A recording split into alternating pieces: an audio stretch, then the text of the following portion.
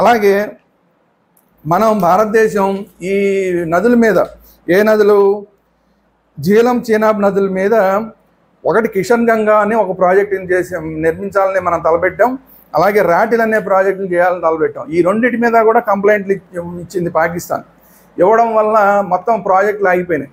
దీనివల్ల మొత్తం అసలు కాశ్మీర్ అంతా కూడా దెబ్బతింటుంది.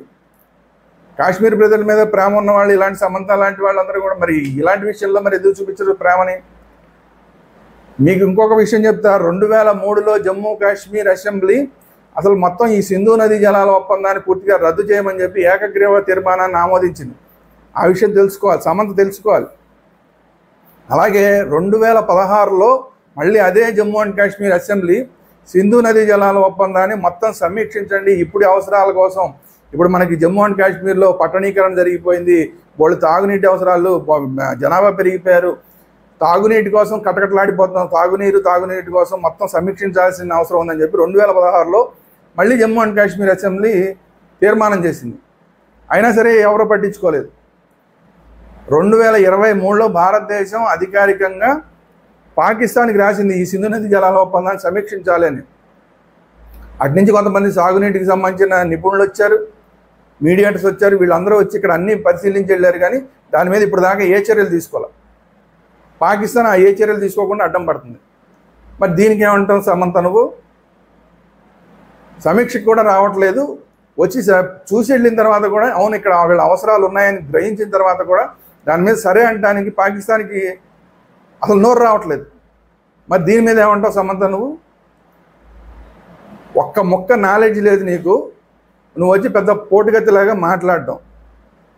ఈ కేంద్ర ప్రభుత్వానికి అందులోనూ యుద్ధ సమయంలో కేంద్ర ప్రభుత్వానికి వాళ్ళు తీసుకున్న నిర్ణయాలకు వ్యతిరేకంగా మాట్లాడే వాళ్ళు నిజంగా అసలు తీసుకెళ్ళి ఉరిదీయాలి. అసలు ఇలాంటి సమంత లాంటి వాళ్ళని నిజంగా కఠినమైన చర్యలు తీసుకోవాలి. ఇలాంటి దేశద్రోహం కేసులు పెట్టాలి ఇలాంటి వాళ్ళ మీద. కాకపోతే ఏంటంటే సమంత ఇండైరెక్ట్గా పెట్టింది, డైరెక్ట్గా పెట్టుంటే కనుక ఇప్పటికీ అసలు కేసులు అయ్యి ఉండేవి.